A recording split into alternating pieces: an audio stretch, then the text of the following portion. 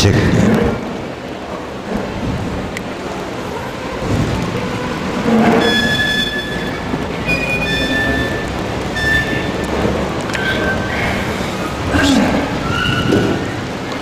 Assalamualaikum warahmatullahi wabarakatuh. Alhamdulillahi wa kafa, wassalatu wassalamu ala rasulihil mujtaba wa ala alihi ahlut tuqa wa ashabihi ahlun nuha wa man bihadihim iqtada waqtafa ila yawmi yalqa. Amma ba'du. Alhamdulillah, kita bersyukur kepada Allah Subhanahu wa ta'ala yang telah menjadikan dunia ini sebagai jalan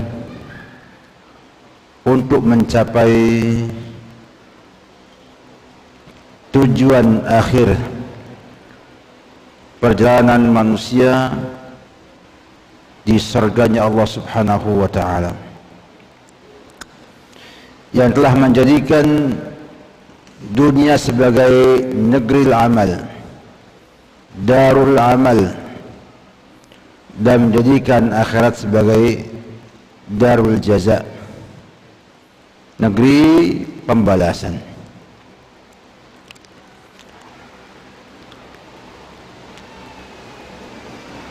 Kemudian salat dan salam semoga dilimpahkan kepada Rasulullah sallallahu alaihi wasallam, sosok teladan yang Allah turunkan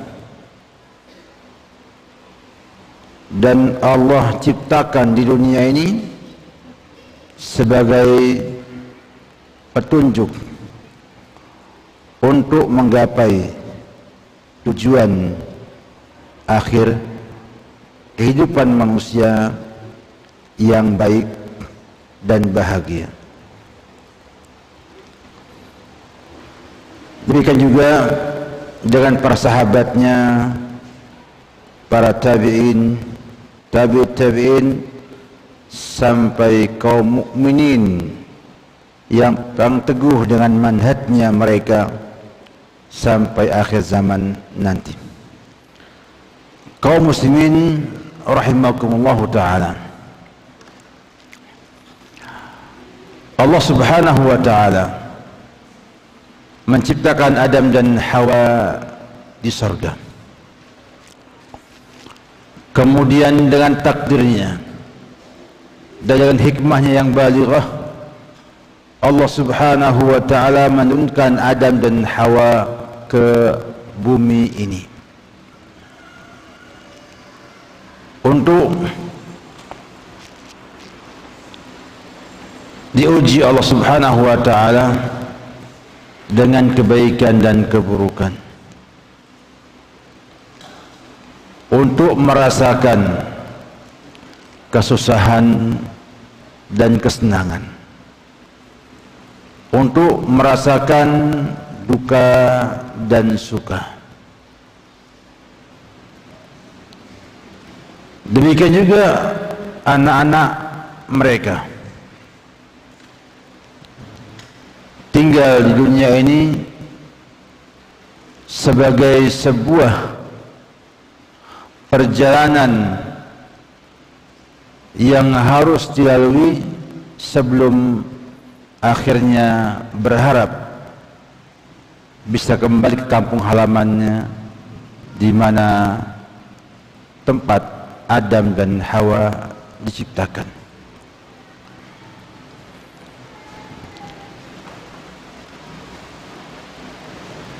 Demikianlah Allah jadikan dunia ini sebagai tempat kita untuk mencari bekal, untuk mencari bekal dengan mengikuti petunjuk Allah Subhanahu wa ta'ala, agar kita berjalan di atas petunjuk tersebut sehingga bisa menyampaikan kita ke kampung halaman manusia tersebut. Demikianlah Rasulullah SAW dijelaskan dalam hadis yang dikeluarkan oleh Imam At-Tirmidzi dalam sunannya dan disahihkan Syekh Al-Albani rahimahullahu taala, bahwa beliau nama Rasulullah sallallahu alaihi wasallam dzata yaumin al-hasir.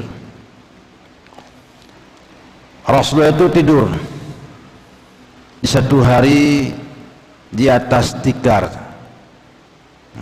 di atas tikar.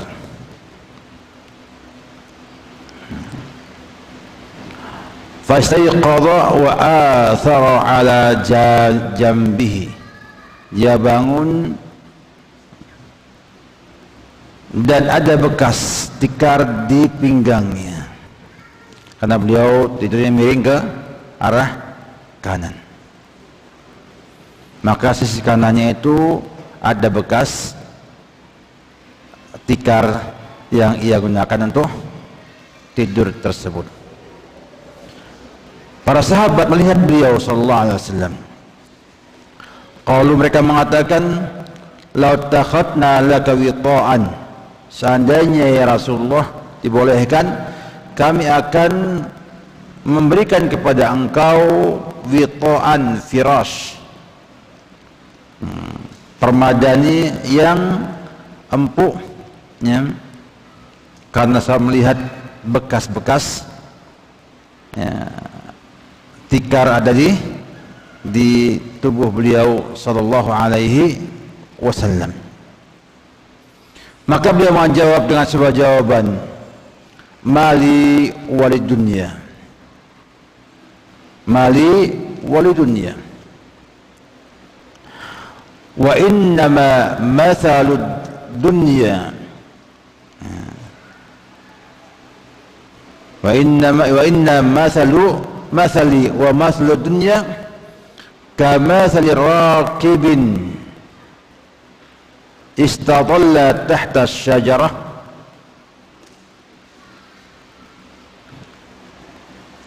wa thumma raha wa tarakaha.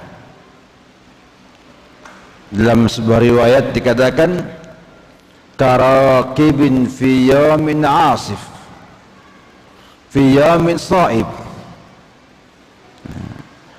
Seperti perumpamaan aku dengan dunia ini sebagaimana seorang yang naik kendaraan, ya, telah dikatakan ada di hari yang sangat terik panas. Istadalla, kemudian berteduh di bawah pohon. Dalam riwayat yang lain dikatakan qala tahta syajarah, istirahat siang hari, ya, di bawah pohon. Kemudian roha, kemudian ia meninggalkannya, pergi kembali, wa tarakaha, dan meninggalkan pohon tersebut. Dalam hadis yang mulia, Nabi kita Muhammad SAW memilih kehidupan yang sederhana, memilih kehidupan yang sederhana, ya, dan menyedikitkan kenikmatan dunia yang beliau miliki, karena beliau tidur hanya dengan tikar, dan tikar itu ikhwan fillah, ya, yang terbuat dari anyaman rumputan, ya. Tentunya kalau kita gunakan untuk tidur akan apa? Akan memberikan bekas-bekas di tangan dan di pinggang kita. Sahabat Nabi melihat beliau demikian karena kecintaannya mengusulkan untuk diberikan permadani yang empuk, sehingga tidak membuat beliau harus merasakan kerasnya tikar tersebut. Dan subhanallah, beliau mengatakan mali walid dunya, apa urusannya aku dengan dunia. Perumpamaan dunia dengan itu sebagaimana orang yang sedang berkendaraan, sedang berjalan di siang hari yang terik, kemudian istirahat di bawah pohon, kemudian berangkat lagi dan meninggalkan pohon tersebut. Sebuah gambaran yang cukup jelas bahwa kita itu hidup di dunia ini hanya sementara, dan sangat sebentar sekali. Sebab digambarkan sebagai orang yang istadalla, yang dia bernaung di bawah pohon, biasanya hanya untuk melepas penat kemudian berangkat kembali. Bahkan jelas pada riwayat lainnya qala, dari kailulah, istirahat sebentar di bawah pohon di siang hari. Hadis ini menggambarkan tentang dunia, ya ikhwan fillah. Yang pertama tadi, dunia itu fana. Yang kedua, dunia itu banyak memberikan masyaqqah, memberikan kesusahan pada manusia. Sebagaimana panas yang terik. Kalau di Saudi Arabia atau di Arab Saudi, di Madinah dan Mekah itu, kalau musim panas sampai 50 derajat,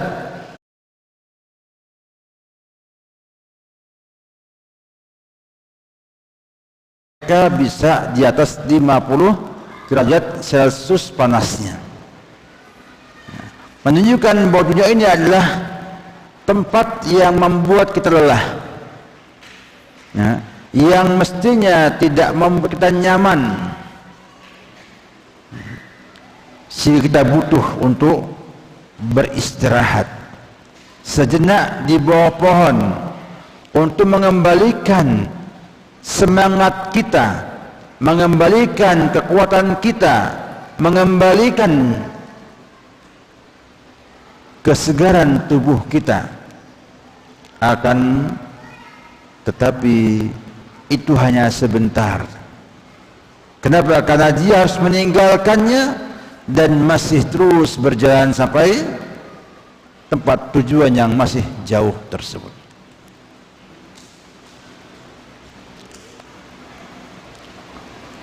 Sifat dunia demikian. Ada sebuah kenikmatan, sebagaimana nikmatnya orang yang sedang berteduh di bawah pohon,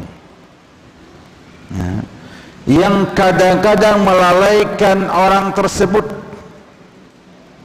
sehingga akhirnya waktunya habis tanpa ada persiapan untuk berjalan lebih jauh lagi.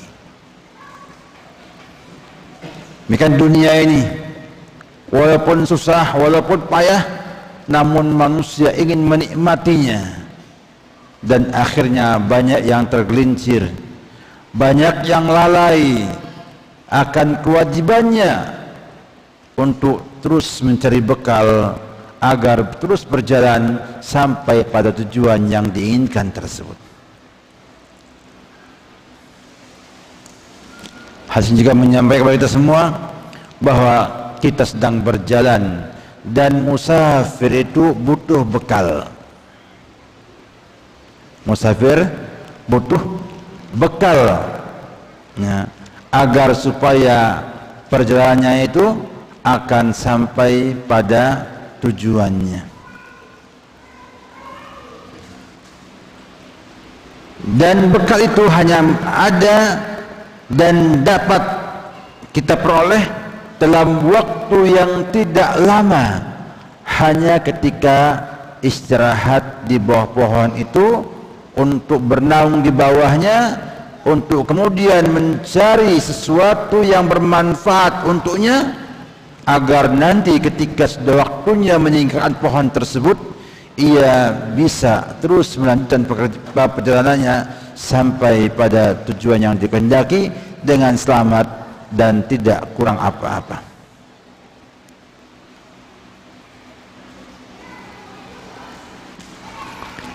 Dan ada isyarat Nabi kita Muhammad SAW bahwa dunia itu semakin dikejar, semakin diambil kenikmatannya, semakin melalaikan manusia dari mengambil bekal akhiratnya. Nabi kita sallallahu alaihi wasallam ingin mengajarkan para sahabat radhiyallahu anhum dan kita semua bahwa sikap seorang mukmin di dunia ini adalah seperti orang yang sedang berjalan jauh dan hanya mampir. Maka tentunya tidak akan berusaha mencari tempat ataupun lokasi yang membuat ia terlalu lama menetap di sana tanpa ada bekal yang bisa dibawa dalam perjalanannya.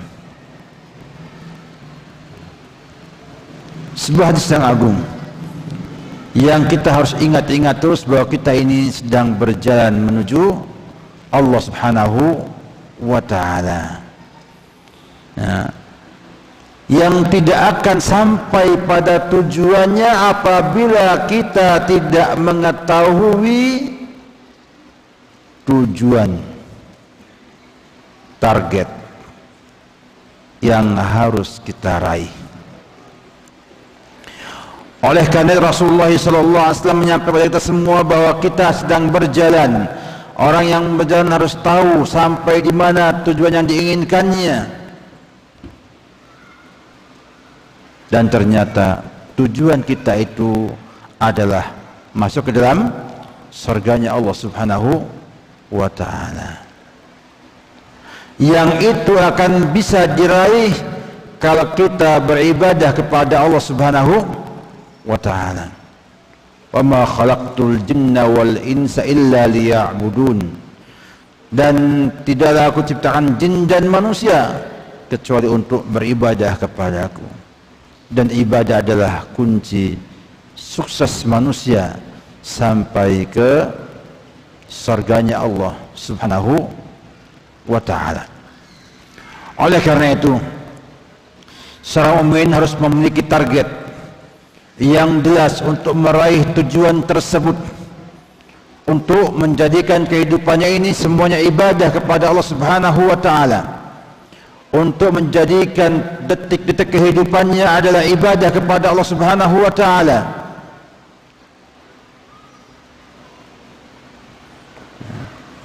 Dan itu harus dilakukan setiap hari agar hari-harinya dipenuhi dengan amal soleh, penghambaan kepada Allah Subhanahu wa ta'ala. Oleh karena itu Rasulullah SAW juga menyampaikan dalam hadis yang lainnya bahwa seorang mukmin itu memiliki target dan bekal yang harus ia buat, yang harus ia persiapkan setiap harinya agar mampu menjadikan perjalanannya itu sampai kepada tujuan yang dikehendakinya.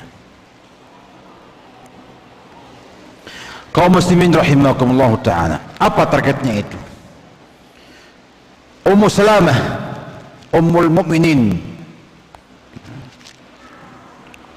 pernah menyampaikan sebagaimana dikeluarkan oleh Imam Ahmad ibn Hanbal dalam musnadnya dan juga Ibnu Majah dalam sunannya dengan sanad yang hasan li ghairihi. Ada sanadnya lemah karena ada maula Ummi Salamah yang tidak disebutkan namanya, namun pada yang lainnya namanya Safinah. Dan juga ada hadis yang lainnya yang mendukung hadis tersebut, sehingga dari banyaknya jalannya itu didapatkan hadisnya menjadi hasan yang hasan li ghairihi. Dia mengatakan Nabi SAW idza sallama minas subhi yaqulu Allahumma inni as'aluka ilman nafi'an wa rizqan tayyiban wa amalan mutaqabbala. Nabi itu kalau selesai salat subuh,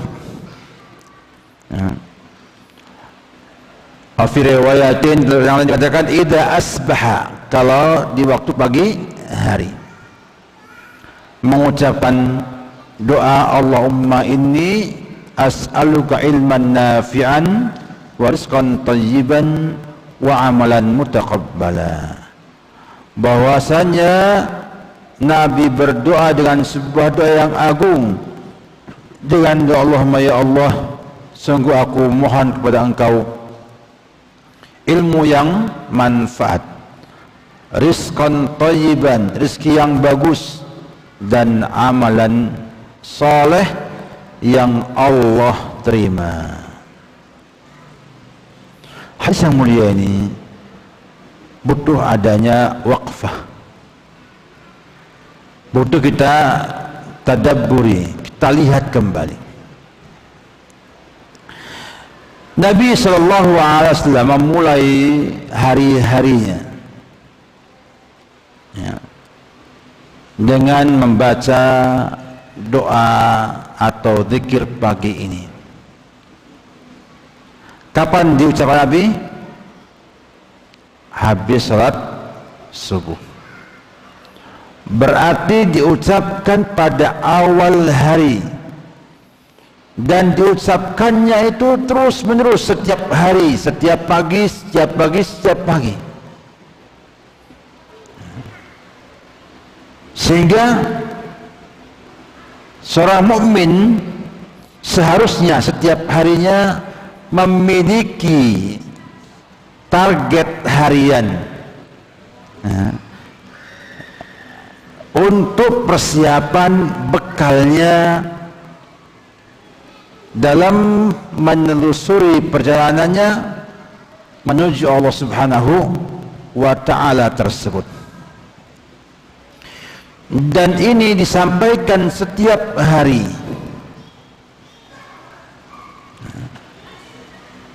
dan kata para ahli manajemen bahwa orang yang memiliki target yang jelas akan lebih mudah untuk menggapai sukses, akan lebih fokus pada pekerjaannya, dan tidak akan bercerai-berai pekerjaan yang dimilikinya itu. Dan mukmin setiap harinya mengikuti Rasulullah SAW untuk punya target. Setiap harinya itu ada 3 target yang harus ia raih. Yang pertama adalah ilmu yang manfaat, yang kedua rezeki yang thayyib, yang bagus, yang ketiga adalah amalan saleh.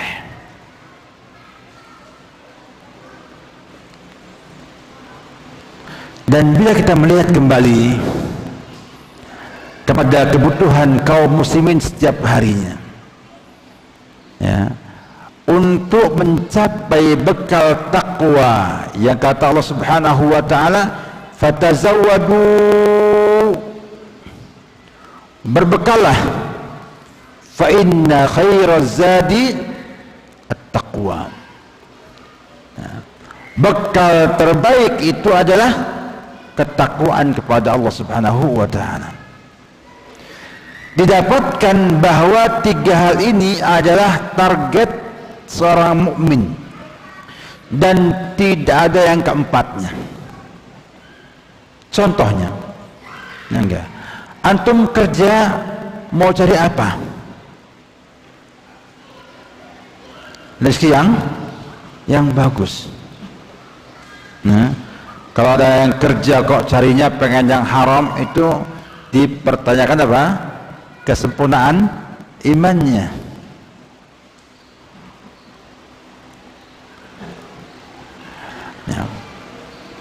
Kita menikah untuk apa?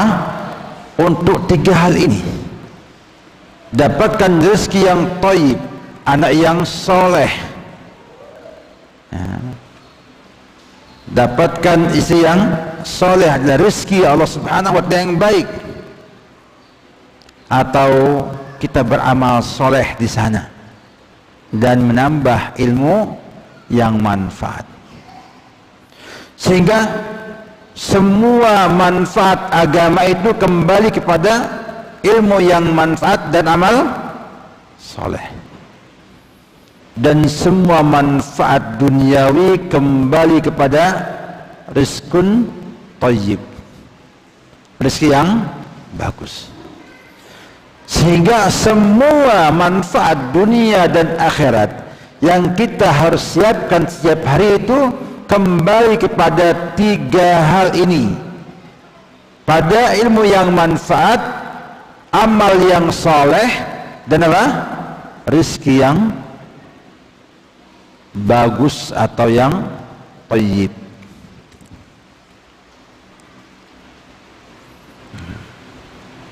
Antum melihat bahwa ternyata Nabi kita Muhammad SAW mengajar kita semua untuk berdoa setiap habis subuh,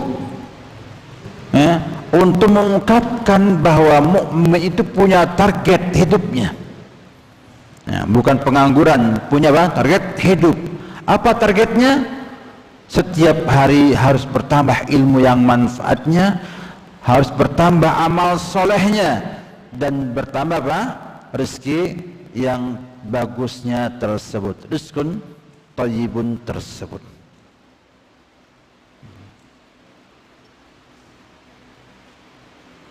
Maka jadilah doa ini doa untuk pagi hari dalam azkaru sabah.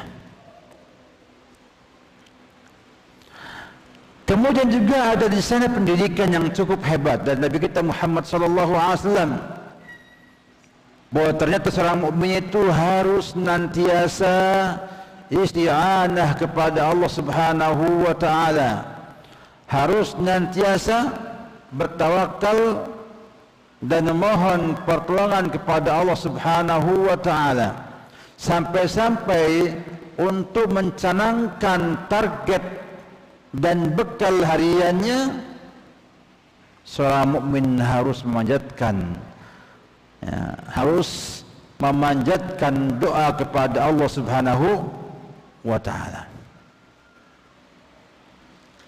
Kenapa demikian?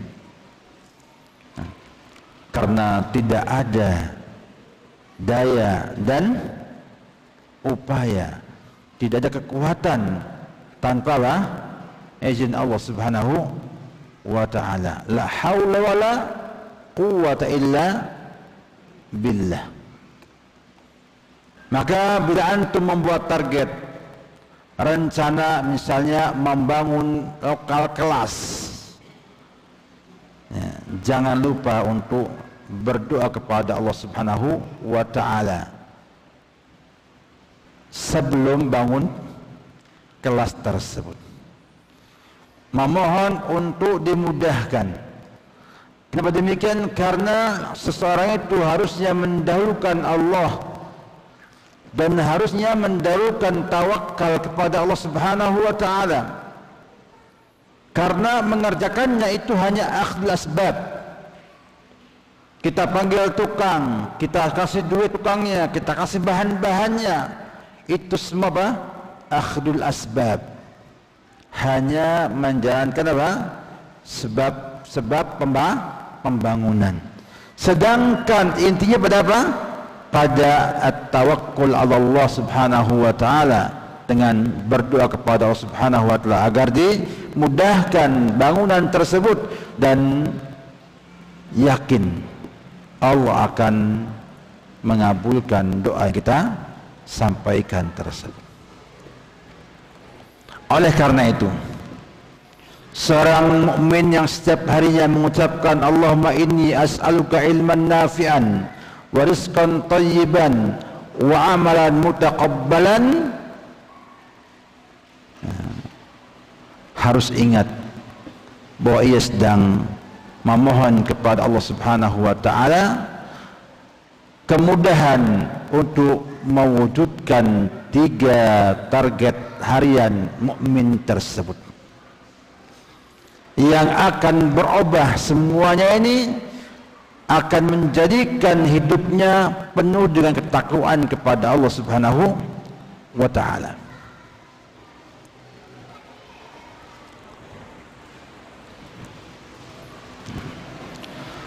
Mengapa harus demikian? Karena memang kemanfaatan agama dan dunia kembalinya hanya kepada 3 perkara tersebut.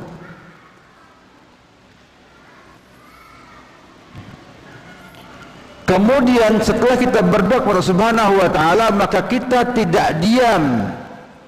Ya, habis doa Allahumma inni as'aluka ilman nafi'an wa rizqan thayyiban wa amalan mutaqabbalan, kemudian nempel bantal molor.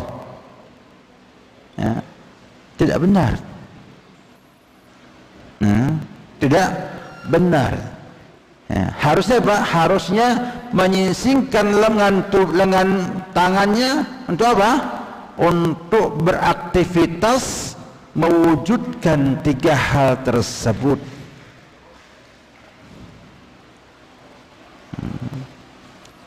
Karena doa itu menuntut seorang mukmin untuk mewujudkannya dengan menjalankan semua sebab-sebab yang mengantarnya kepada 3 perkara tersebut.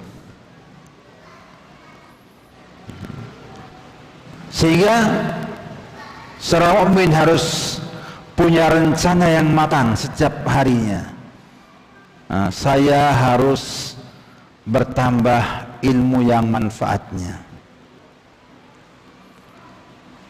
bertambah rezeki yang thayyibnya, dan bertambah amal solehnya.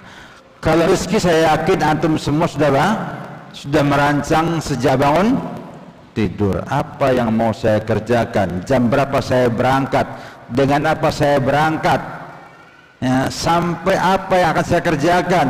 Bahkan sebagiannya malam hari sudah persiapan. Saya akan kerjakan ini 1, 2, 3, 4, 5, 6 agar saya mendapatkan rezeki yang thayyib. Namun sayangnya belum ada persiapan dan rancangan untuk yang pertama, ilmu yang manfaat tersebut. Sehingga akhirnya hari berlalu tanpa pertambahan ilmu yang manfaat.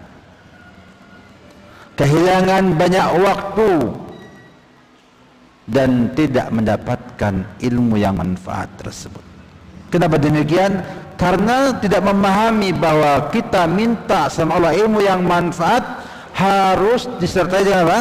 Dengan semangat meraihnya. Dengan semangat meraih hal tersebut. Maka kata para ulama rahimahullah ta'ala, ya, kata mereka bahwasanya al-kaslu, ya, asdul fashal atau sababul fashal. Malas itu adalah sebab kegagalan. Apa lawannya malas? Semangat. Semangat. Kenapa? Karena malas itu adalah tidak mengerjakan atau tidak mampu karena tidak punya kemauan. Sedangkan semangat adalah kemauan untuk bisa melakukan sesuatu. Lihat kaum muslimin, bagaimana Nabi kita Muhammad SAW mengatakan kepada kita semua, wahai kaum muslimin, berdoalah dengan doa ini dan pahami doa ini, bahwa sesungguhnya kemanfaatan dunia akhirat ada pada 3 hal ini.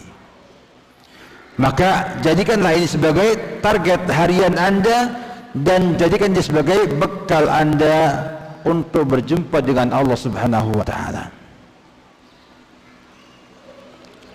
Nabi kita Muhammad sallallahu alaihi wasallam memulai dengan ilmu yang manfaat. Ya. Berdoa, Allahumma inni as'aluka ilman nafi'a. Memohon kepada Allah untuk diberikan ilmu yang manfaat.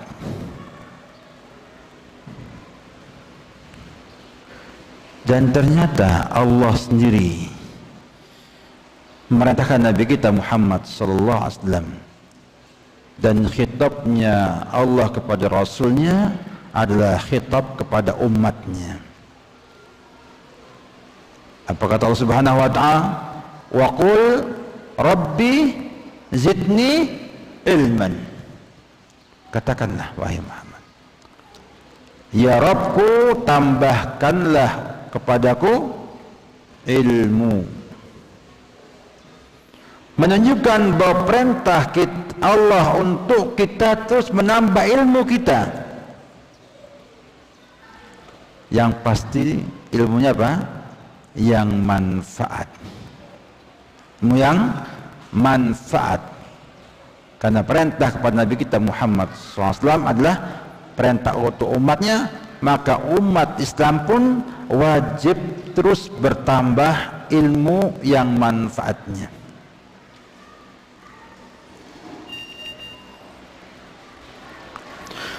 Dan ternyata Nabi dahulukan ilmu, karena memang Allah Subhanahu wa ta'ala mendahulukan ilmu atas yang lainnya.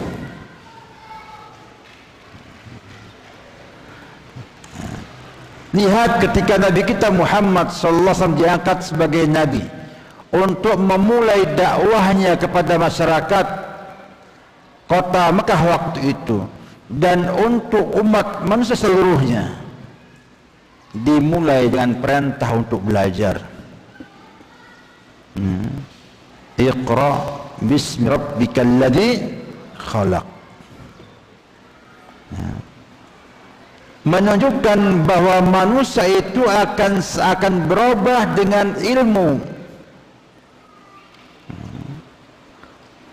Manusia apa? Akan berubah dengan ilmu, sehingga Nabi diperintahkan untuk iqra, baca.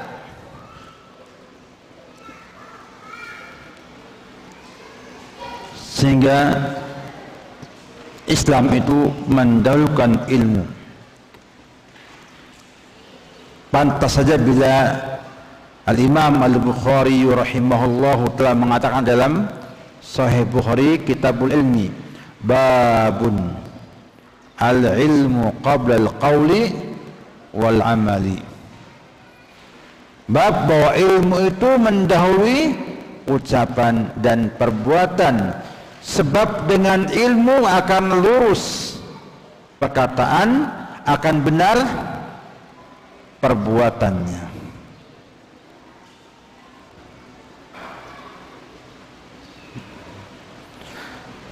Dan juga Allah perintahkan untuk berdoa dalam surah Al-Fatihah, ihdinas siratal mustaqim siratal ladzina an'amta 'alaihim ghairil maghdubi 'alaihim waladdallin.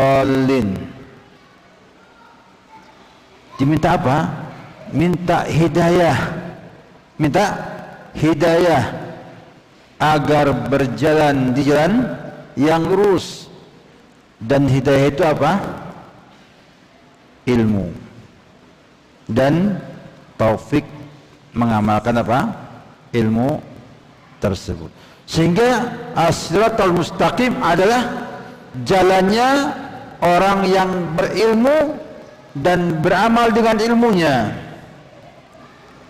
bukan yang maghdub, yang Allah murkai, yang dia berilmu tidak mengamalkannya, dan juga bukan yang dhalin, yang dia itu beramal tanpa ilmu. Menunjukkan bahwa ilmu itu mendahului yang lain-lainnya.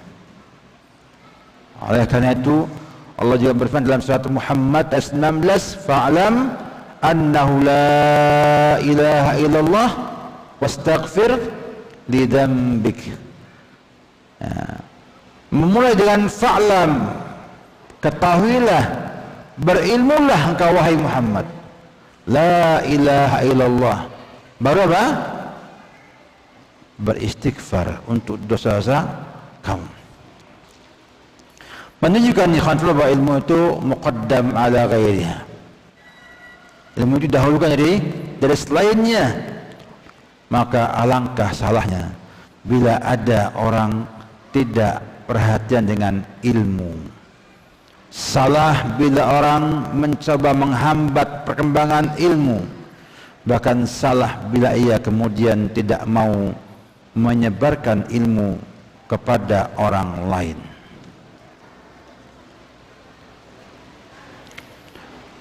Nabi kita Muhammad SAW dalam hadis yang mulia ini mensifatkan ilmu dengan ilmu yang manfaat. Ilmu yang manfaat. Kalau gitu ada ilmu yang tidak manfaat. Dan alangkah banyaknya zaman ini ilmu yang tidak manfaat itu. Ya. Ada ilmu sihir, ada ilmu apa? Ilmu ngeprank. Ya. Nah, kayaknya kalau bisa ngeprank apa? Bahagia sekali. Ada just kidding. Ya. Banyak sekali ya ilmu yang tidak manfaat di zaman sekarang ini. Maka seorang mukmin harus memilih dan memilah mana yang manfaat, mana yang tidak manfaat. Dan semua ilmu yang sumbernya Al-Quran dan Sunnah itu mesti manfaat. Allah firmankan dalam surat Thaha, "Faman tabi'a hudaya fala khaufun tabi'a hudaya fala yadillu wa la yashqa." Siapa yang mengikuti petunjukku, yaitu Rasulullah sallallahu alaihi wasallam dan kitab sucinya Al-Qur'an, maka fala yadillu, tidak akan sesat, wa la yashqa, dan tidak akan sengsara. Ya. Tidak akan sengsara di dunia dan tidak akan sengsara di akhirat nanti. Di dunianya akan dapatkan kehidupan yang baik, dan di akhiratnya akan dapatkan surganya Allah Subhanahu wa taala. Kenapa? Karena ilmu yang manfaat ini akan membuat seorang mukmin, seorang muslim menjadi orang yang bertakwa kepada Allah Subhanahu wa taala. Semua ilmu yang sumbernya Al-Quran dan Sunnah akan membawa ketakwaan kepada yang memilikinya. Maka kata para ulama rahimahullah ta'ala, semua ilmu yang mendekatkan diri kita kepada Allah, semuanya apa? Manfaat. Antum cek aja, ilmu antum itu akan nambah antum takwa atau nambah jauh dari ketakwaan kepada Allah Subhanahu wa ta'ala. Kalau ada orang belajar Al-Quran dan Sunnah kok tambah jauh dari takwa, berarti salah memahami Al-Quran dan Sunnahnya.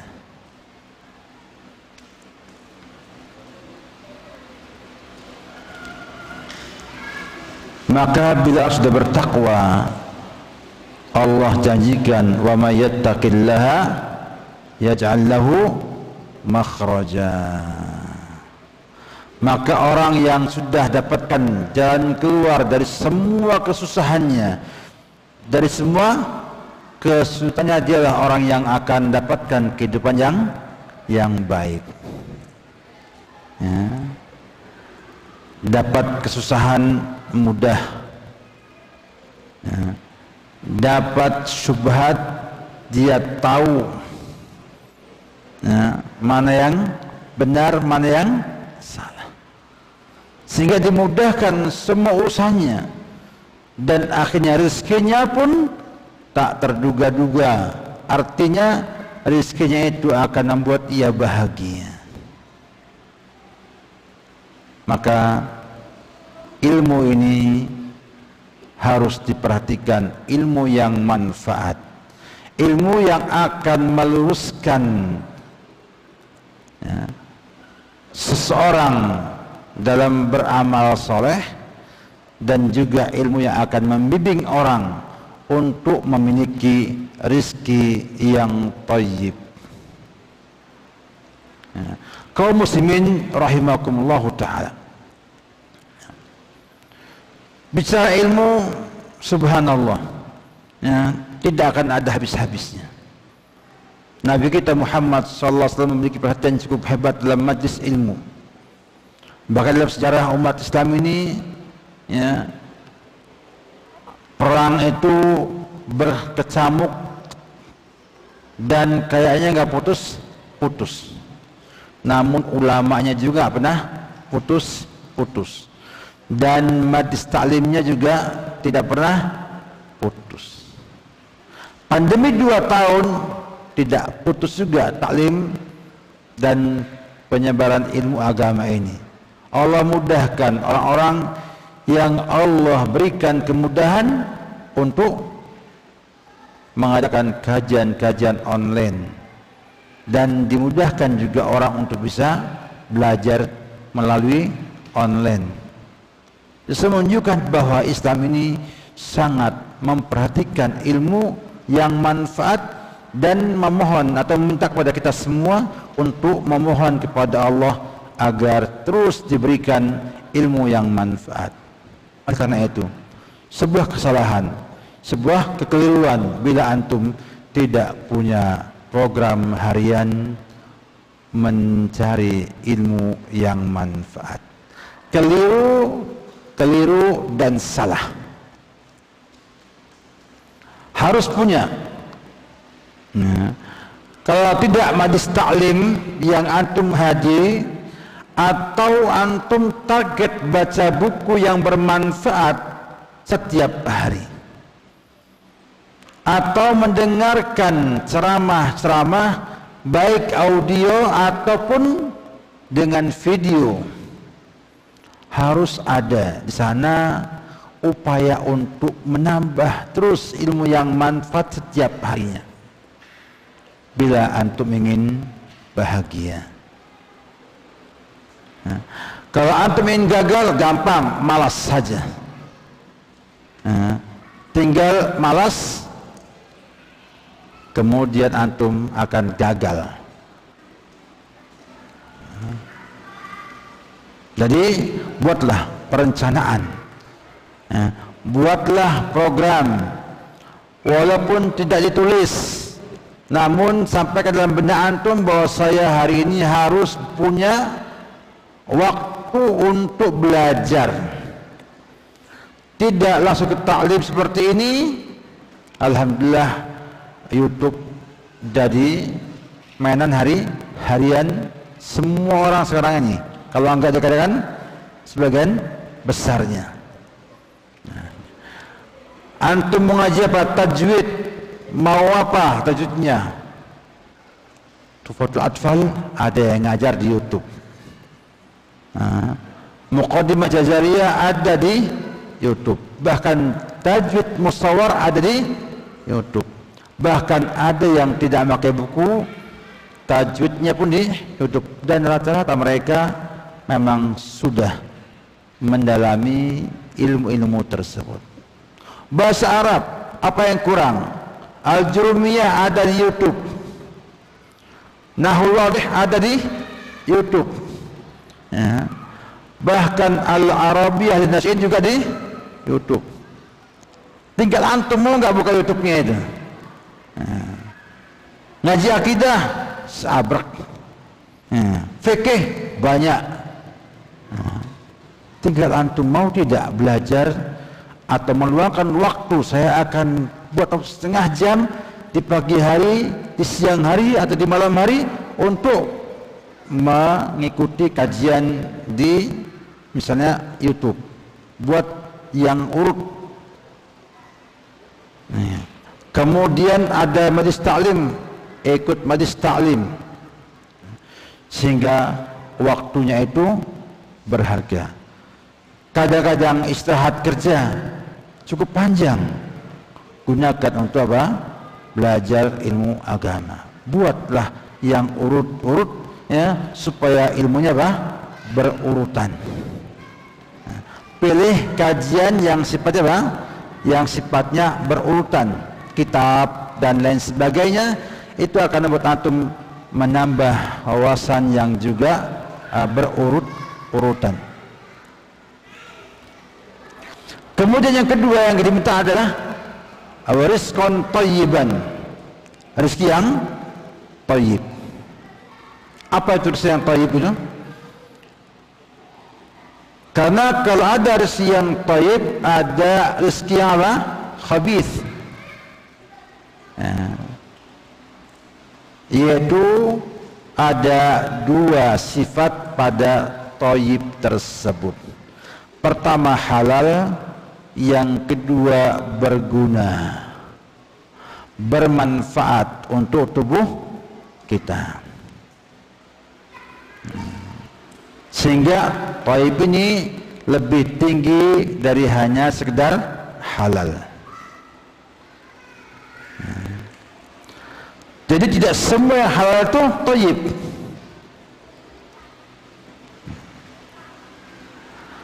Enggak semua thayyib. Misalnya antum punya penyakit, punya penyakit anti daging kambing misalnya. Ada itu? Penyakit anti daging kambing. Artinya kalau makan kambing darah tingginya naik.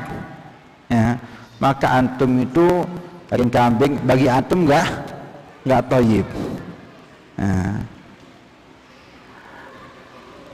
Ada lagi yang dia itu kalau makan daging bebek, darah tingginya naik. Ada nggak?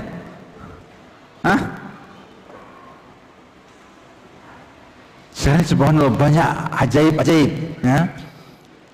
Makanan yang thayyib itu akhirnya sekarang banyak yang nggak thayyib lagi. Kenapa? Karena tubuh kita yang salah, bukan makanan yang salah. Sehingga manfaat penting.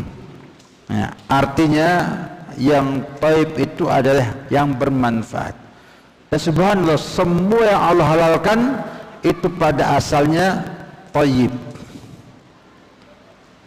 Artinya bermanfaat bagi manusia. Nah, urgensinya makanan yang thayyib ini disampaikan oleh Rasulullah SAW dalam hadisnya Abu Hurairah yang diriwayatkan oleh Imam Muslim dalam sahihnya. Rasulullah bersabda, "Innallaha thayyibun la yaqbalu illa thayyiba."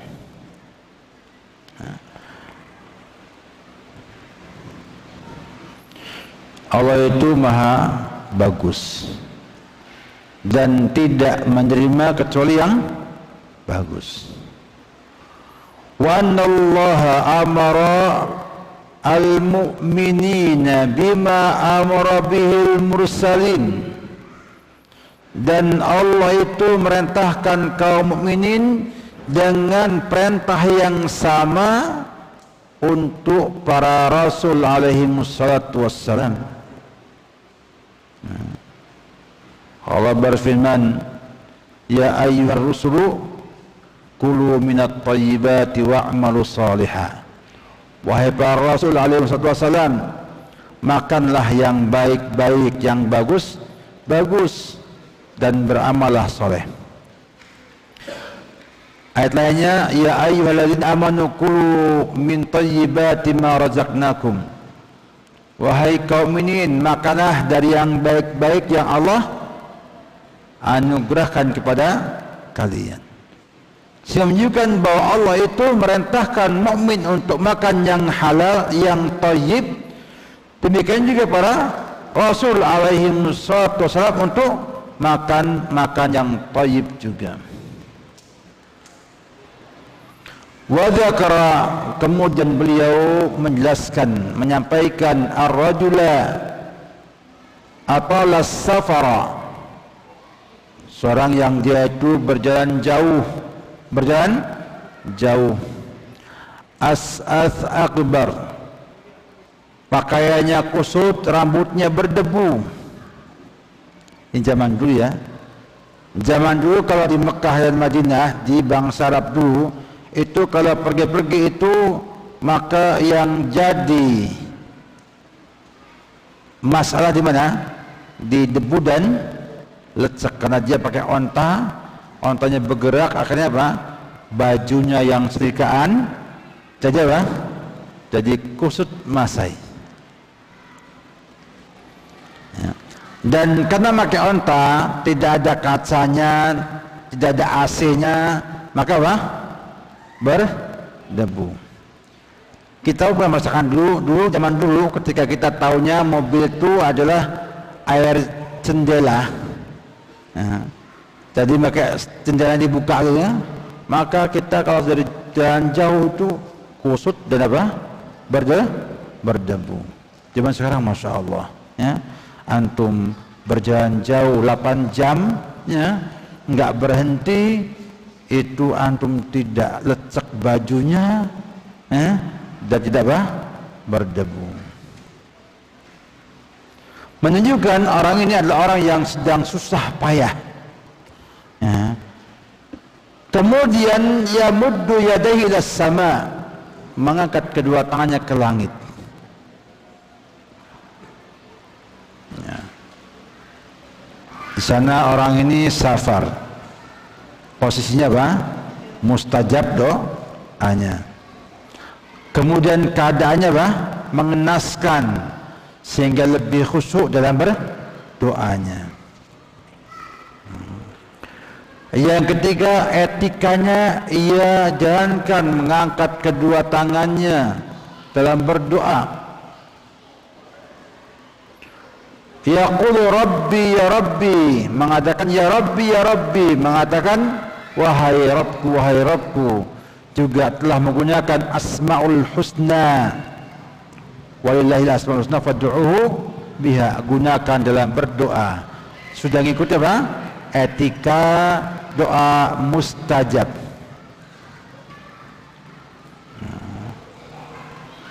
Jadi sudah keadaan yang mustajab ya. Kemudian khusyuknya jelas karena dalam keadaan mengenaskan, angkat tangan dan memanggil Allah dengan apa? Nama Rabb. Mestinya ya, sudah tercapai syarat dan etika doa mustajab. Sayangnya wa mat'amuhu haram, makanannya haram, wa masrabuhu haram, minumannya haram, wa malbasuhu haram, dan pakaian juga haram, wa ghudhiya bil haram, dan dikasih makan yang haram. Apa hasilnya? Fa anna yustajabu lidzalik, bagaimana akan diijabahi doanya. Menunjukkan ikhwan fillah, makanan yang baik, rezeki yang thayyib ini sangat mendukung seorang mendapatkan ilmu yang manfaat dan apa? Amal yang diterima Allah Subhanahu wa ta'ala. Dan ini tidak akan mampu kita miliki tanpa punya ilmu yang manfaat.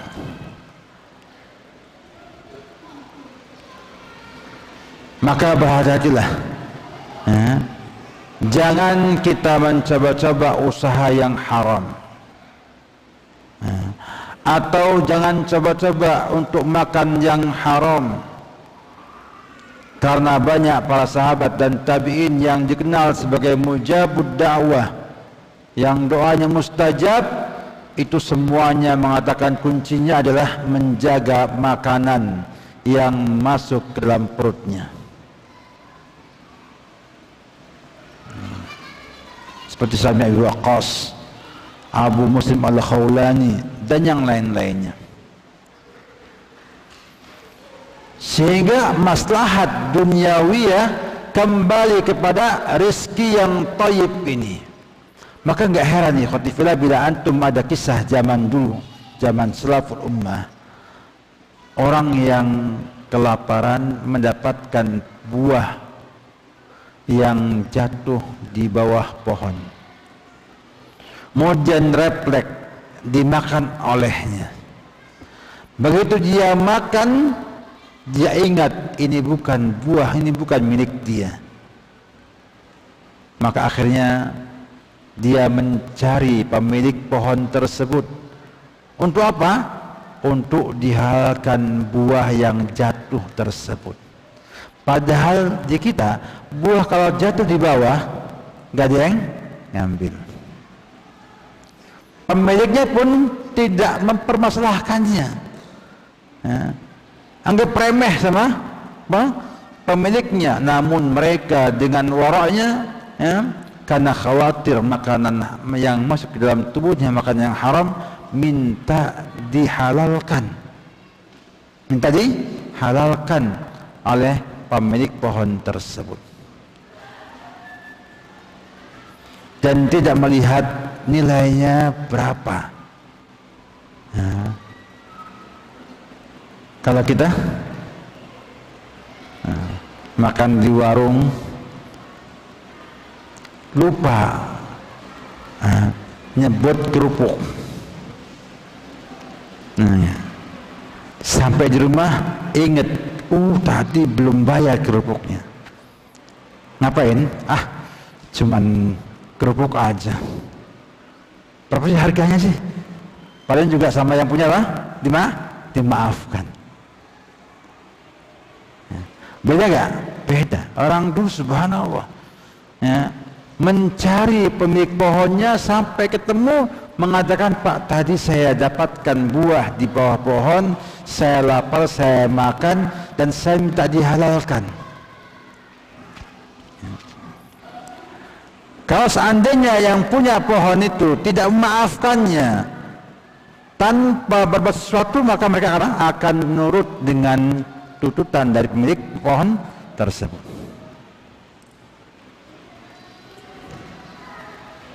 Ya, jadi kita bagaimana sikap mereka dalam menjaga makanan yang halal dalam perut mereka. Makanya ilmunya berkah, amalannya lah banyak.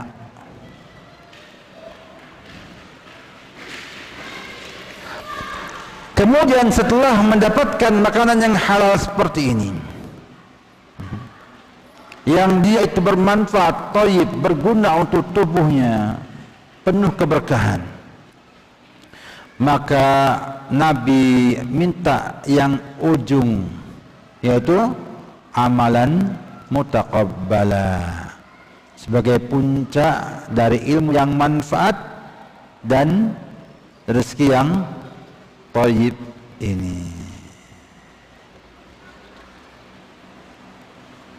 Kenapa demikian? Karena ilmu itu, ya, maksudnya adalah untuk amal. Orang itu nuntut ilmu bukan untuk ilmu, namun untuk amal. Maka kata Khalifah Ali bin Abi Thalib radhiyallahu anhu, yahtifu bil ilmi al amal. Artinya ilmu itu akan memanggil amal. Fa'in ajabahu, kalau amal menjawabnya, menerimanya, maka ilmu itu akan tetap pada orang tersebut. Wa illa, kalau enggak menjawab amalannya, irtahala, akan apa? Pergi ilmunya. Saya betul, ya.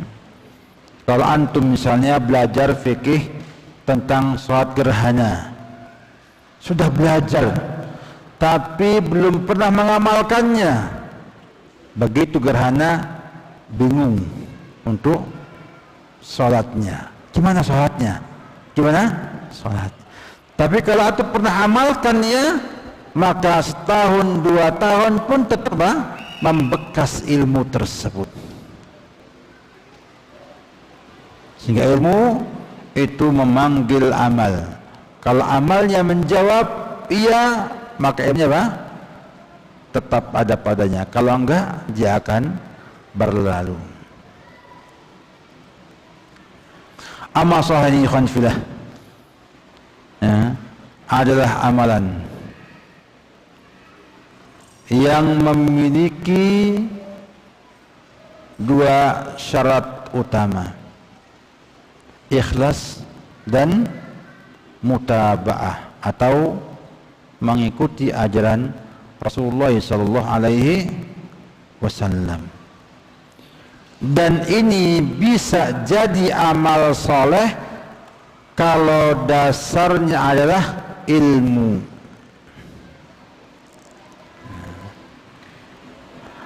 Karena dengan ilmu dia tahu bagaimana ikhlas, dan dengan ilmu dia tahu kalau itu amalannya lah benar. Nah, kuncinya pada ilmu.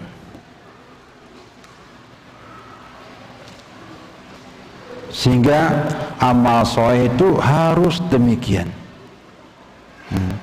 Bagaimana caranya kita menjadikan ilmu kita agar bisa menjadi amal soleh?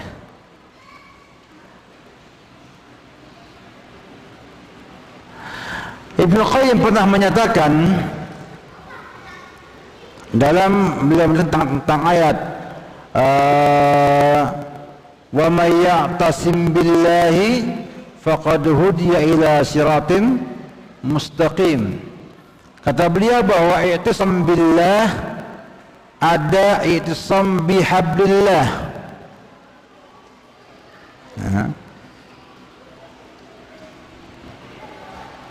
Saya ambil dari kitab Badai At-Tafasir. Kata Ibnu Qayyim bahwa ada di sana i'tisam billahi dan i'tisam bihablillah. Kalau antum baca Al-Quran itu, Ali Imran itu ya, akan ada dalam satu lembar, satu halaman. Yang atas itu wa may ya'tasim billahi faqad hudiya ila siratim mustaqim. Bawahnya dikit ada wa'tasimu bihablillahi jami'an wala tafarraqu. Ya.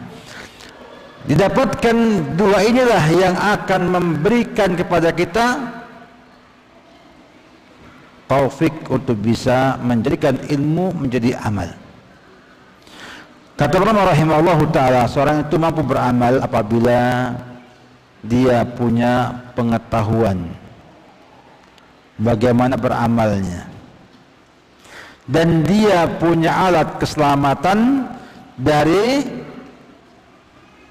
iblis dan syaitan yang mencoba untuk memotong jalan ia mengamalkan ilmu tersebut. Nah, yang pertama itu dengan i'tisam bihablillah jami'a, dengan kita belajar dan komitmen dengan syariat Allah Subhanahu wa ta'ala. Sehingga dengan kita itu punya pengetahuan, punya ilmu, kita tahu hal ilmu ini kapan dinamakan apa? Amal yang soleh, ya. Tahu ini Allah yang menjadi tujuannya dan tahu tuntunan Nabi dalam amalan tersebut. Ini apa? Dengan i'tisam bihablillahi jami'an. Namun kadang kita tahu kita mau ikhlas, kita mau jalankan apa? Yang ada tuntunannya, ada iblis yang menggoda kita. Pertama, jangan belajar.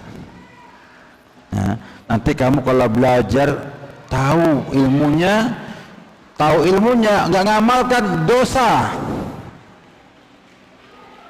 Akhirnya apa?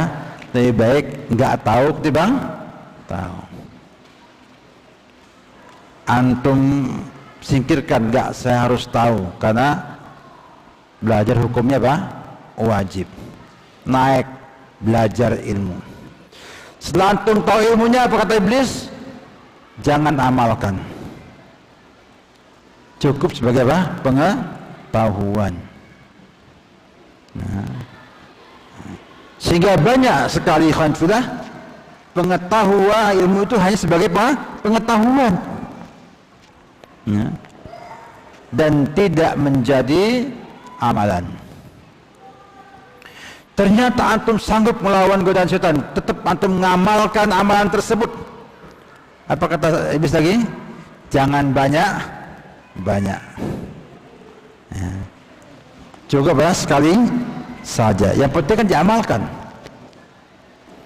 Akhirnya dia hanya mengamalkannya sekali, rugi.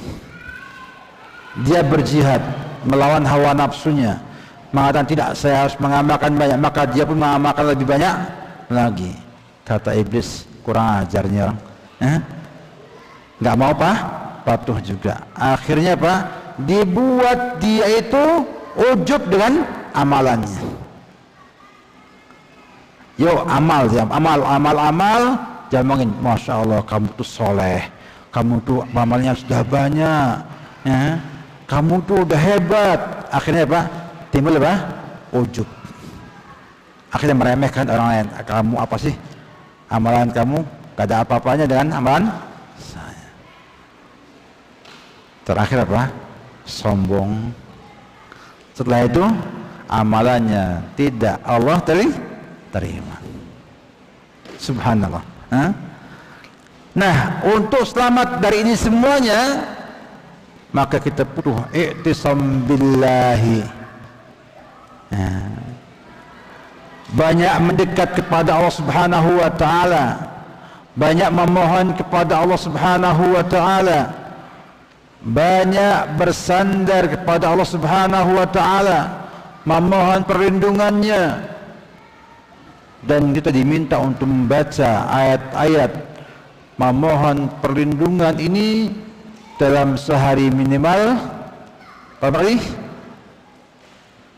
Habis subuh 3 kali, ya, 3 qul ahad, 3 al-falaq, 3 anas.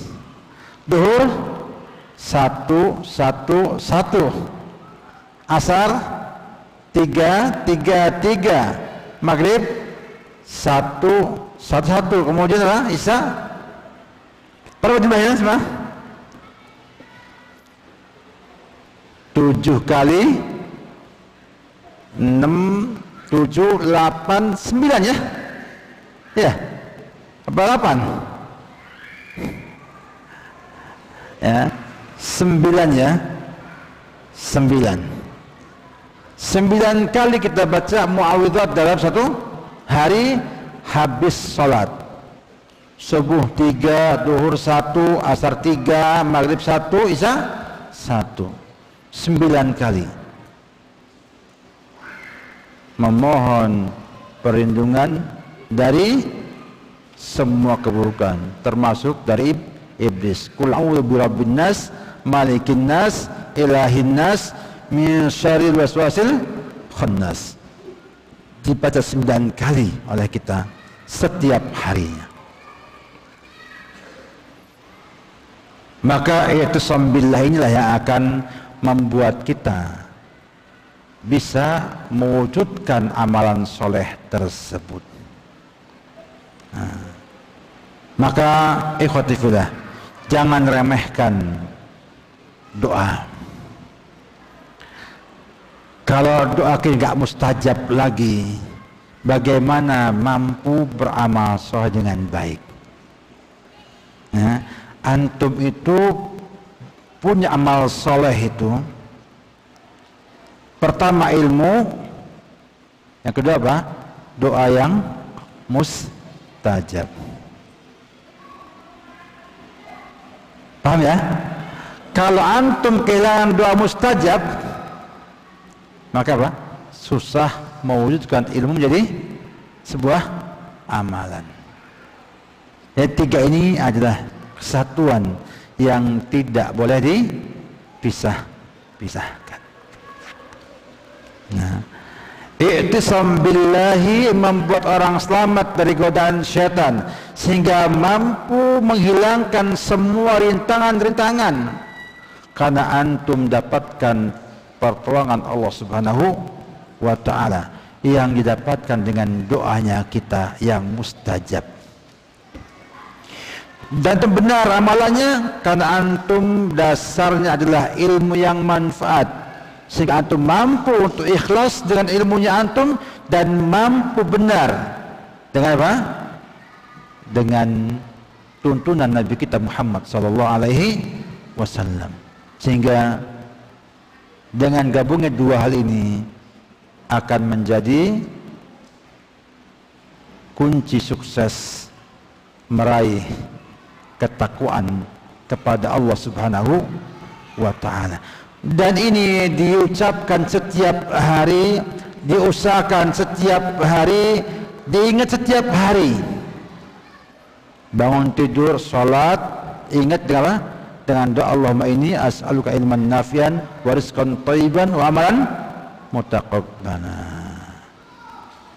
Dan ini ketiga hal ini membutuhkan semangat untuk meraihnya.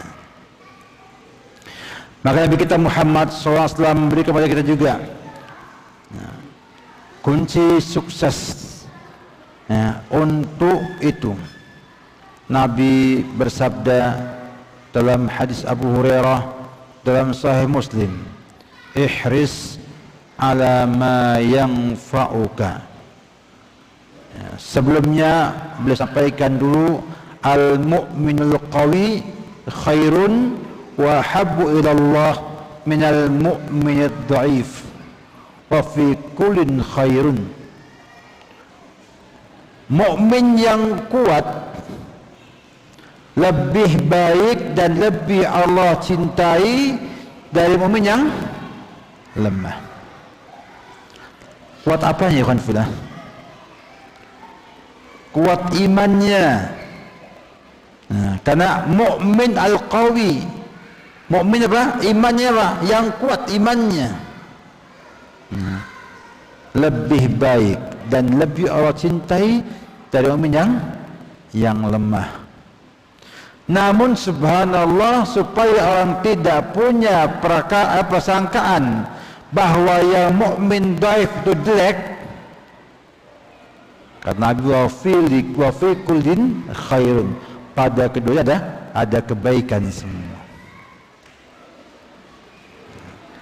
Nah, ini sebenarnya filah mukmin yang kuat ini itu bisa diraih dengan ihris ala ma yanfa'uka wasta'in billah wala ta'jaz. Semangatlah untuk meraih semua yang manfaat bagi Anda. Apa itu? Manfaat duniawi dan manfaat ukhrawi, manfaat agama dan manfaat apa? Dunia. Dan itu ada pada tiga hal ini. Dunia kembali pada ilmu yang manfaat dan amal soleh, itu din, agama dan akhirat. Sedangkan yang dunia kembali kepada rizqu at-tayyib.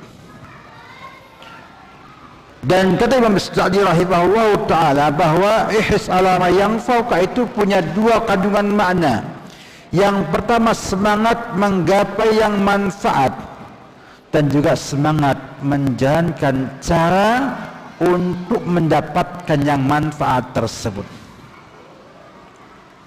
Sehingga bila antum ingin mengambil ilmu, mencari ilmu, maka antum harus tahu caranya yang terbaik, yang efektif, yang paling bagus, paling cepat, yaitu belajar dengan bertahap. Sebab di antara ciri ulama rabbani adalah mengajarkan manusia dari sighar ilmin, dari ilmu yang mudah kepada yang lebih rumit lagi. Dan bila kita urut belajarnya, insyaallah akan terbentuk kemampuan untuk memberikan istidlal atau mengetahui hukum dari dalil-dalil syariat yang ada. Kalau kita ingin mendapatkan rezeki yang thayyib, kita harus tahu cara efektif mendapatkannya. Maka akhirnya ilmu marketing bermanfaat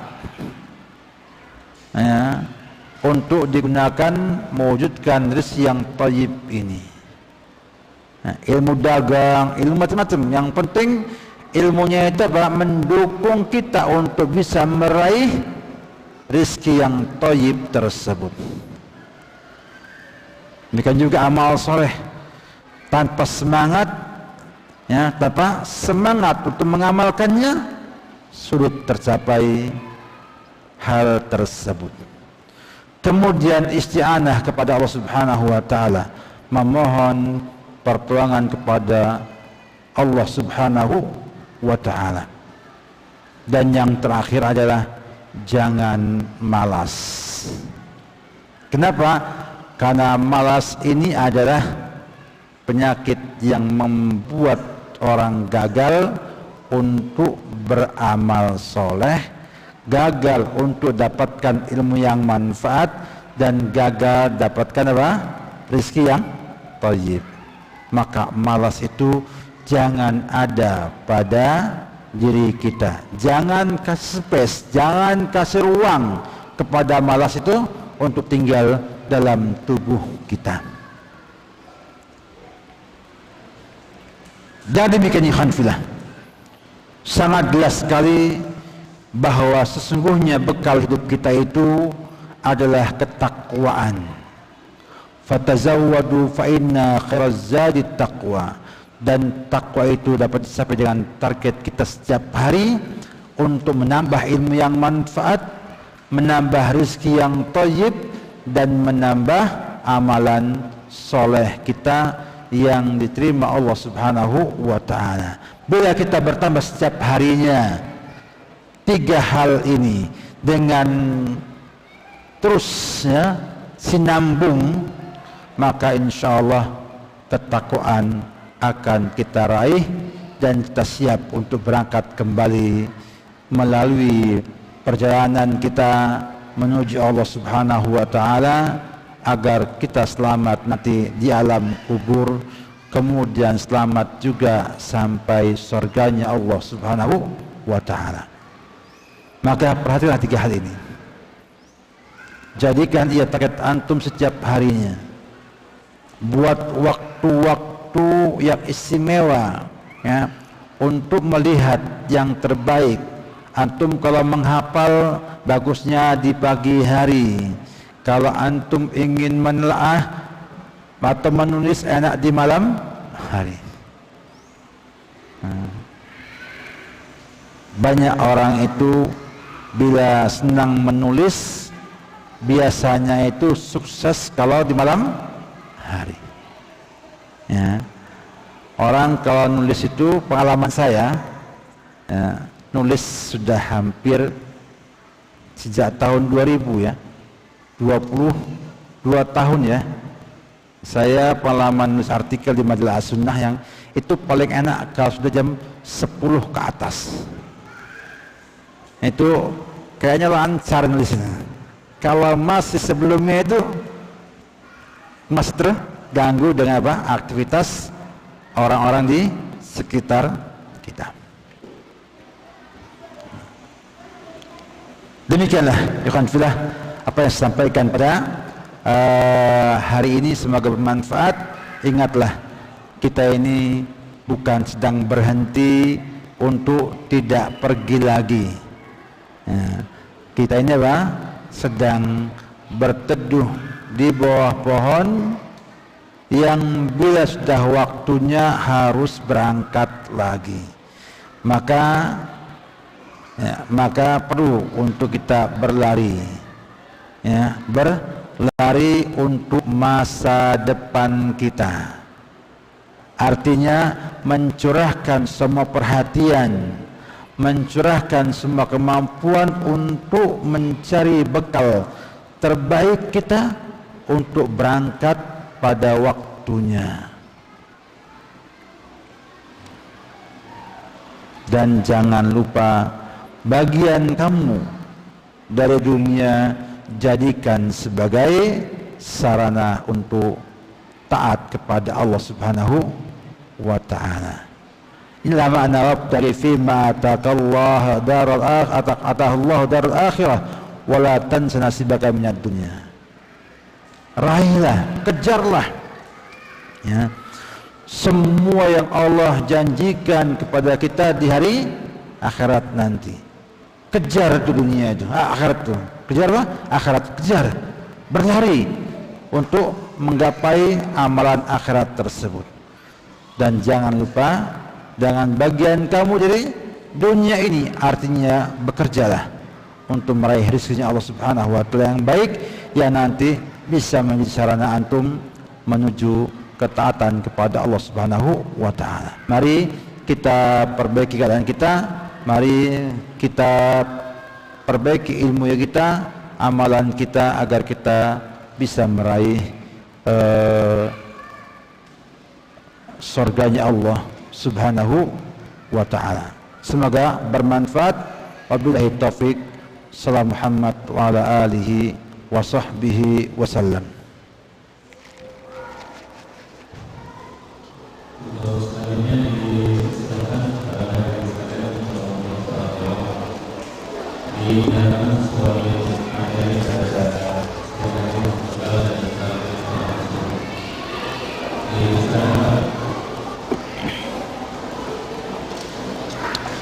Jauh.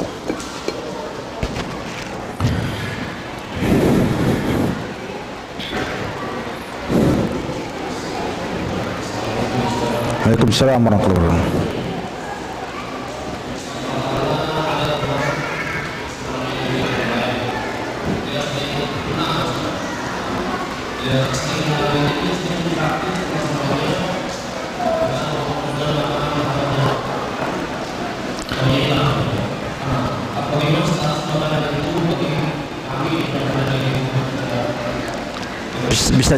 Bisa diulang.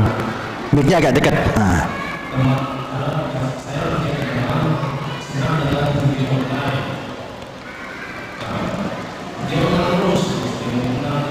Game online.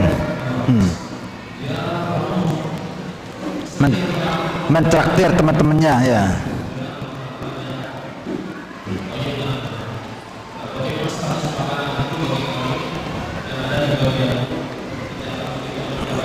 Iya.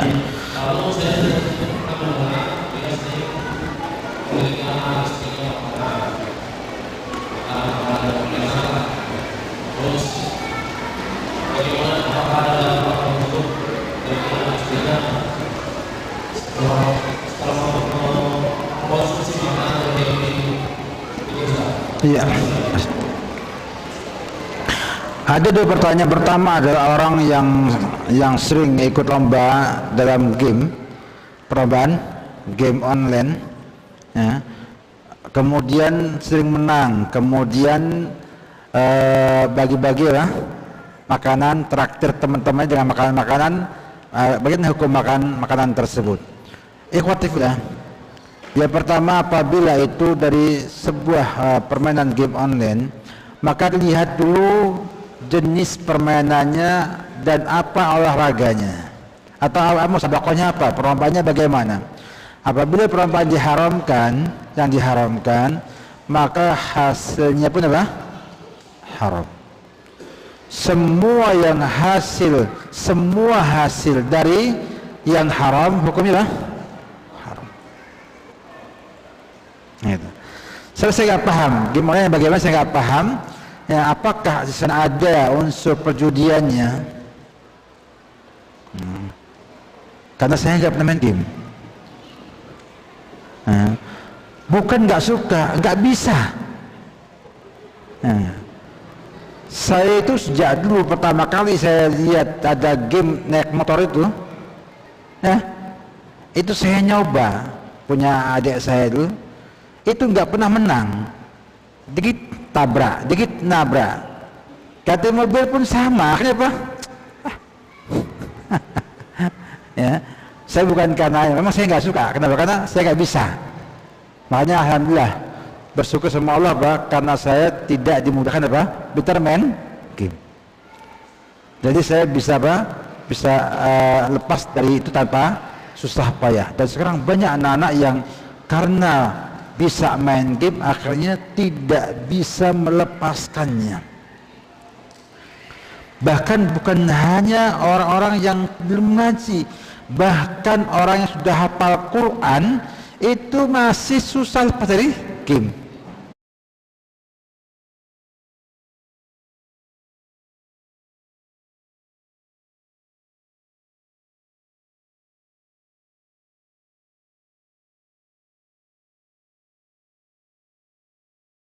maka perlu adanya pembatasan.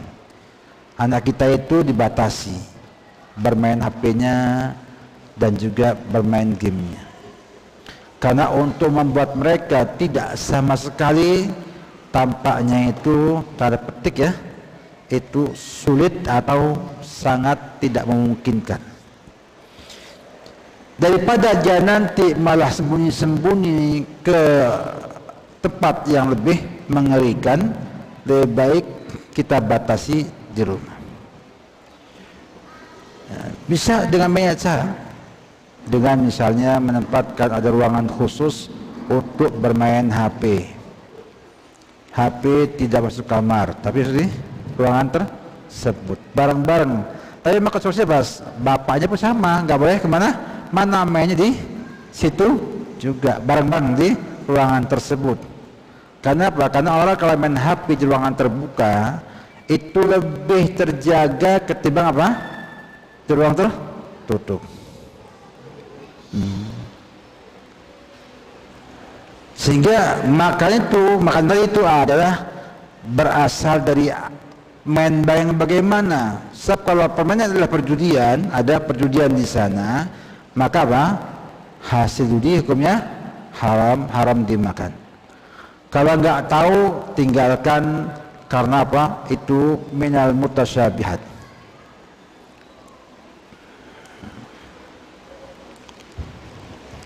Kemudian yang kedua adalah tentang bagaimana pengaruh buruk makanan yang haram pada anak, istri dan keluarga.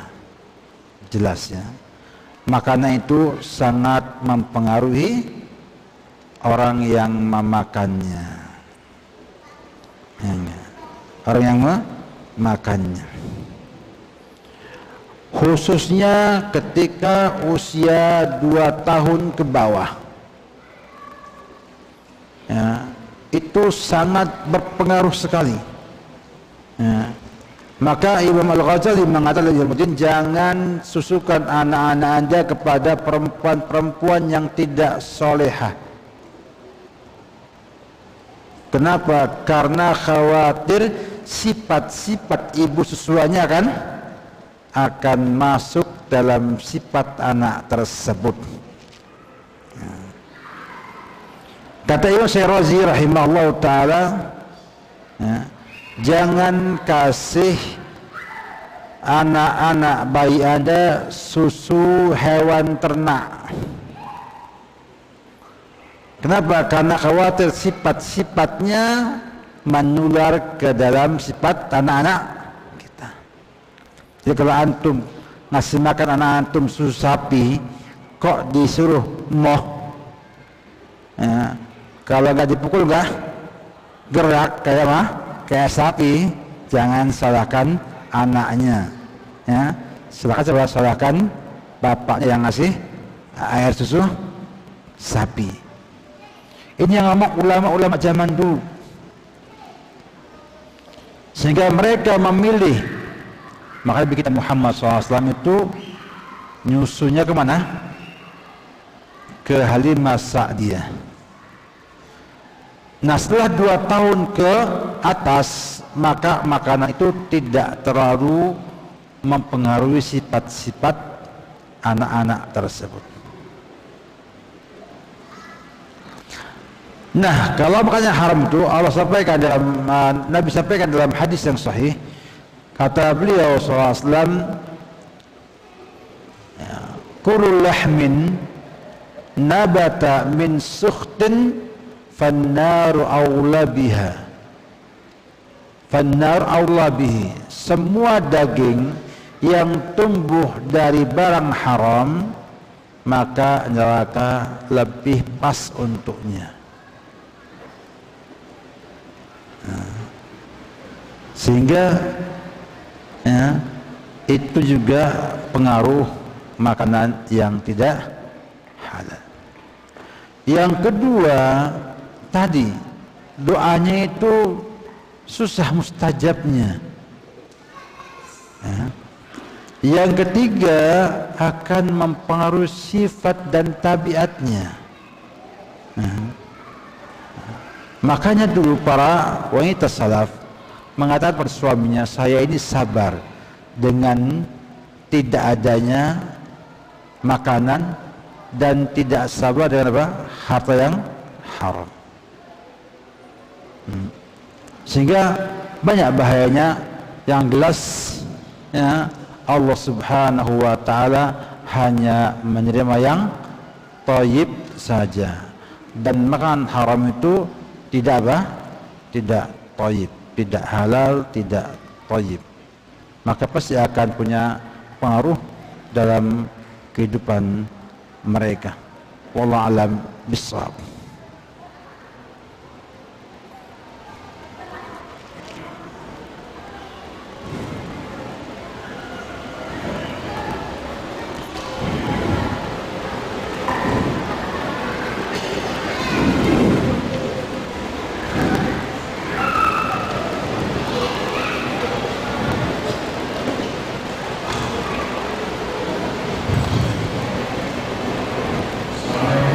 Assalamualaikum.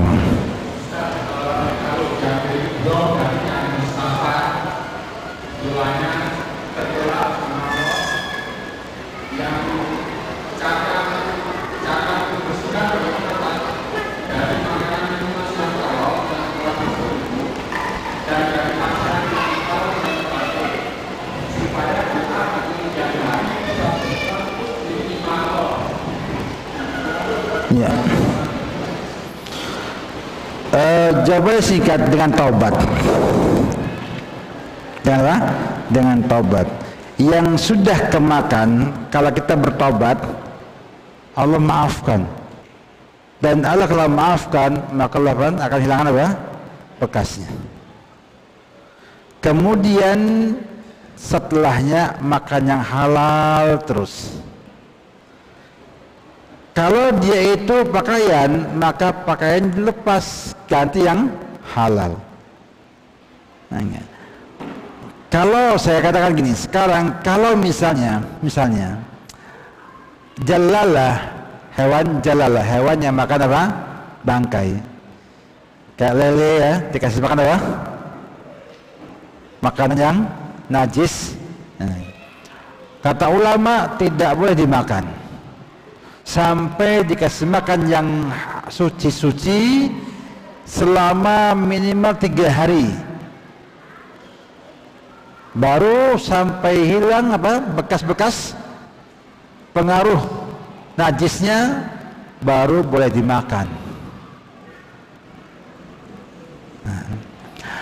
Nah, orang yang punya makanan buruk di badannya, dia bertobat, dan tobat menghapus yang telah lalu. Kalau kemudian diisi lagi dengan makanan yang halal, maka insya Allah apa? Bisa merubah statusnya itu. Dan Nabi akan, dan kalau pengertian Nabi tadi adalah kalau makanannya jadi bagus, minumannya halal, makan dari yang halal, pakaiannya halal, maka apa? Mustajab. Tinggal ganti Pak, ganti makan yang halal, minuman yang halal, pakaian yang halal, tubuhnya dimakannya dengan yang halal, maka akan diijabahi. Tapi ada taubat di sana juga. Ada apa? Taubat yang menghapus dosa sebelumnya. Ya, ini betul ya, pertanyaan cukup unik. Bahwasanya orang kalau sudah begitu, gimana supaya mustajab doanya? Nah, apa jawabannya? Taubat. Dan tidak lagi makan makanan yang haram, enggak lagi minum-minum yang haram, tidak lagi pakai pakaian yang haram, ya, dan tubuhnya diberi yang halal saja.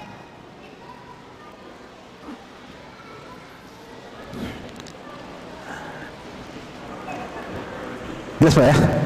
Jelas.